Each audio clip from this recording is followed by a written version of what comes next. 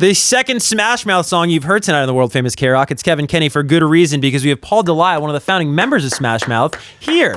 Hello, Kevin Kenny. How are you? It is so cool to have you here, man. I'm a massive Smash Mouth fan. We've sort of been friendly, the band and I, on social media for a number of years, and it's so cool to have you here on what a momentous occasion. It's a rebirth of Smash Mouth, for those that don't know. You guys have a new lead singer where you're being really kind enough to exclusively reveal the identity of that person live here on the world famous KROQ tonight. You've also brought along a world premiere of the new single, which I think is going to blow people away. It's I don't want to say what it is yet, but it's not what you expect from Smash Mouth, but it's like exactly Smash Mouth at the same time. But thank you so much for being here. Oh, it's great to be here. Yeah, we love this. We have a lot of good things to talk about. Everything's just positive, and the future looks very bright. Yeah. So just for starters, let's just set the table. You guys, you have a new lead singer, and of course we know Steve Harwell as being an iconic frontman of Smash Mouth. And what led to the new lead singer situation?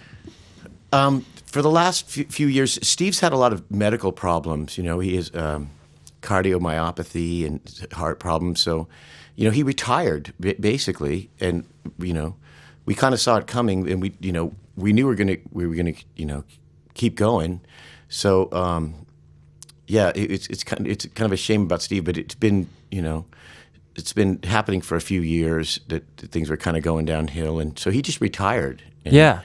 So yeah, that's how. And it's all love and it's all good vibes. Yeah, and now you're sort of turning that page over into this new era, this new chapter of Smash Mouth. But let's get back to chapter number 1, because you guys wrote something so touching yesterday on Instagram, previewing you coming on the show, that KROQ is really where it all started for you guys in 1997. So take us back there, because we have so many longtime KROQ listeners listening tonight. What are your memories of KROQ breaking Smash Mouth back in the day? Well, it all started with Carson Daly. Was a DJ at KOME in San Jose before he came to KROQ, like right before. And we were friends with Carson. He actually would roadie for us sometimes, you know. And then he got the KROQ gig, and he came down to LA, and we were very happy for him. And those like Bradley and Jim Pratt and all those guys. And one night at like Tuesday at 2 a.m, he spun Walking on the Sun, and it got huge phones, and Kevin Weatherly, the program director, the next day added it, and we were an unsigned band. So thank you, KROQ. They got that whole ball rolling right there. That's amazing. And thank you, Carson. It sounds like. Thank you, Carson. Yes. Wow. And Kevin Weatherly. So our lives changed basically the next day. That's we're incredible. On KROQ, Yeah, and now you're here. So, yes, however many years later, KROQ. This is incredible. We have a world premiere new single from Smash Mouth, and also in a matter of moments, we will reveal to you the identity. This sounds like a game show, but it's not. The identity of the new lead singer of Smash Mouth. You're listening to the world famous KROQ. We are here with Paul Delisle, one of the founding members of Smash Mouth, and let you do the honors here, Paul. You have a new lead singer for the first time in decades of Smash Mouth. It's a new chapter. It's a rebirth of the band. Why don't you do the honors and introduce the lead singer? Well, this is our new lead singer. His name is Zach Goode. Hey! He's from Brooklyn, Provincetown, New York City, via LA. I think. Hey! And we're very, very happy to have him on board. This is very exciting. Zach, thanks so much for coming by. Thank you, Kevin. And, hello, world. And I was like geeking out because this is I was listening to some of your music from like 1996, and it was really cool, and it was you're from San Diego. Let's give the whole backstory here. You came of age in the San Diego music scene with POD and Sugar Ray, and who else was down there? Oh man, everyone. Blink, Unwritten Law, Sprung Monkey. We played a lot. Pretty much any kind of SoCal band of that time. Korn, Deftones, all those guys we played a zillion shows with, and had a great run for most of the '90s and some of the aughts. Yeah. And we came up in a club called Soma, an all ages club, which is still around in San Diego, playing with these crazy bands that all went on to be have a lot of success. And we changed our name to Divided by Zero around 2005. So I did both those bands for about 15 years. And then I did a band called Secret Seven also. I put 2 albums out under. So I've about 8 albums out under those different bands over the years that are and different styles to each of those bands too. So I got to ask you, what attracted you to the gig of the new lead singer of Smash Mouth? Because it's big shoes to fill, in terms of like the public consciousness. Yeah, we'll see how that goes. What attracted? I mean, it's an iconic band with great songs. It was sort of a fluke. I just saw somewhere that they needed a singer. I sort of wrote an email almost as like a goof, just like they're not going to ever respond to this email. And it was one of those sort of just like didn't put too much. Well, okay, maybe I put a little bit of thought into it, but it was one of those like, hey, you want a guy, with some bad '90s tattoos and a dad bod? Come talk to me. Here's my YouTube page, and not thinking they would even respond, and they were like, hey, this is great. We love it. Can you try this? So we kind of went back and forth for a while, and I started going to San Jose to visit Paul and get to know the guys. And honestly, I was sort of a casual fan. Like, I knew the hits. I didn't really know the deep cuts. And after listening to the songs and seeing how good they were, what a great songwriter Greg was and is, and getting a new respect for Steve's voice too, like seeing how iconic that sound was, it really drew me in. I was like, wow, this band is actually more dimensional than they get credit for. Definitely. It's hard when you have a couple hits, and these guys have some couple huge hits. You get pigeonholed, right? And it's like, it's like a curse and a gift, a blessing and for a sure. curse for some of these bands. They have this huge hit, and then it's hard to top that or get seen for anything else. But they have some awesome deep cuts. Oh yeah, that I've gotten to know very well. Yeah, learning all these lyrics. Smash Mouth rules in this house. You don't have to convince me. We got more with Zach and Paul of Smash Mouth, and also the world premiere of their brand new single coming up this hour on the world famous KROQ. Woo, yeah. I got to ask you about how you wrote All Star, because I've read there's a great, I believe, Billboard magazine did a piece on it for the 20th a couple years ago. But for anyone listening to KROQ right now that doesn't know, this is a really cool story of how one of the biggest songs in the history of music was written. And what I'm referring to is you guys, I think you went to the Billboard charts and you looked at what was popular at the time and you wanted to write a hit and you took elements of. Does this sound familiar? Well, what happened was, I remember this clearly. We had finished our second record, and we delivered it to the label, and they came back with the good old "We Don't Hear a Single" come back, And I remember Greg was furious. He was like God, and he went back, put his nose to the grindstone, and he wrote "Then the Morning Comes" and "All Star" within like a week or two, and I remember.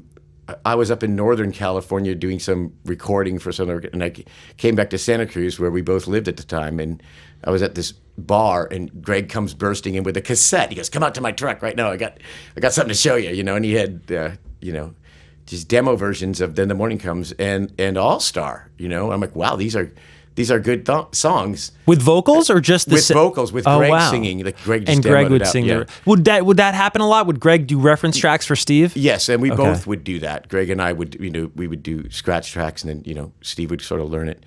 But at the time, honestly, here's how much I know.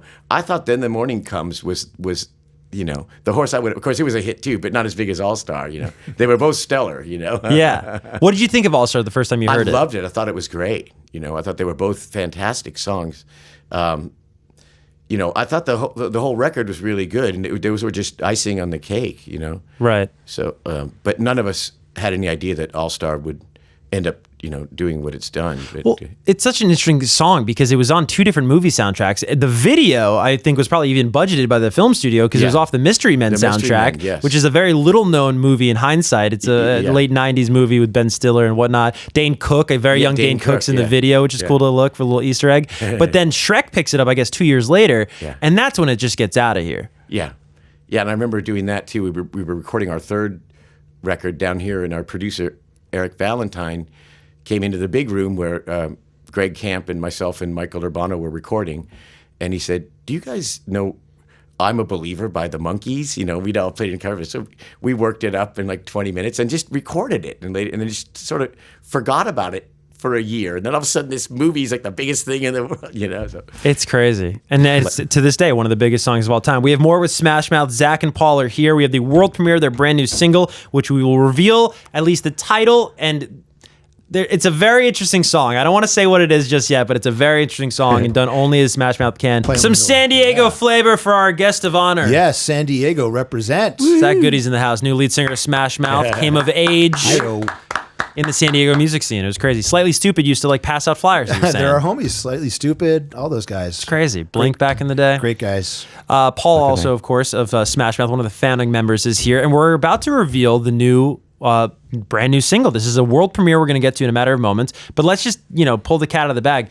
You guys have covered Rick Astley's "Never Gonna Give You Up." We did. Which I just want to. That did. deserves I'm going to stand up. That deserves a standing ovation. When I saw that He's email standing come up, ladies and through, gentlemen at home. He's standing up. yeah. When I saw that email come through, I go, well, wait. Why would you write a song called "Never Gonna Give You Up"? Like Rick Astley has a song, and then I press play, and I go, this is awesome.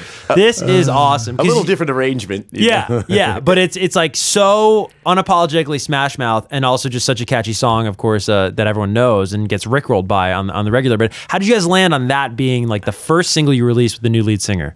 Well, one of our managers kept pushing for us to do this song, but we kind of resisted. Like, it's not really our thing. But then I'm not sure if it was Randy Cook, our drummer, or Mike Klooster, our keyboard player, but they did this arrangement of it, kind of more of a punk rock arrangement that we all really liked. And so we worked it up and we recorded it. And then that was one of the first songs they sent to me during the sort of audition process. They sent me the song and they're like, this is going to be our first single. Could you try to put some vocals on top? And they sent it to me and I'm like, this is so perfect because it's just, it's a goofy cover, but it's also the sentiment of the song with Smash Mouth going away and coming back, Never Gonna Give You Up. And it's just like, it's so pitch perfect yet out of left field at the same time.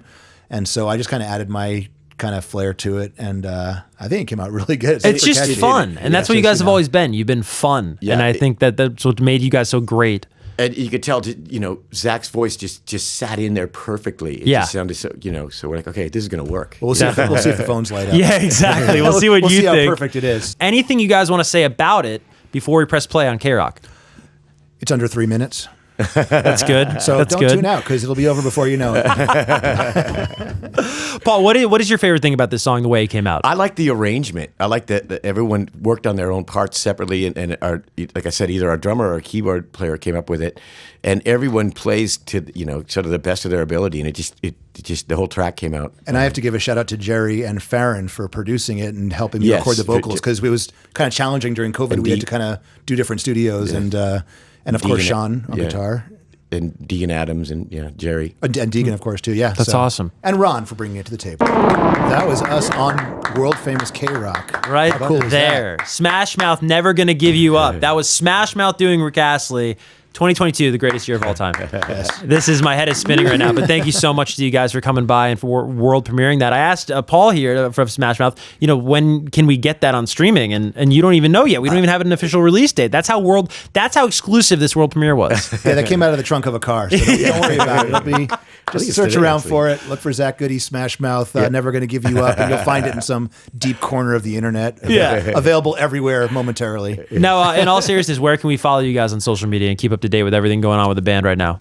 I think the Instagram is Smash Mouth Smash, and what else is there? Twitter. It's pretty easy to find. Right on. It's just Smash Mouth. Are you on Instagram or anything, Zach? Yeah, you could find me. I have like YouTube and all the usual stuff, but just my name, and then I think Divided by Zach is my Instagram. Divided by Zach. Rad. And Zach Goode on YouTube. It's Zach with an H and then Z-A-C-H Good with an E at the end. That's it. Zachary. Very easy. That's it. Smash Mouth, everybody. It's the world famous KROQ. Thank you, Kevin. Thank you, Kevin. Yes, thank you very much.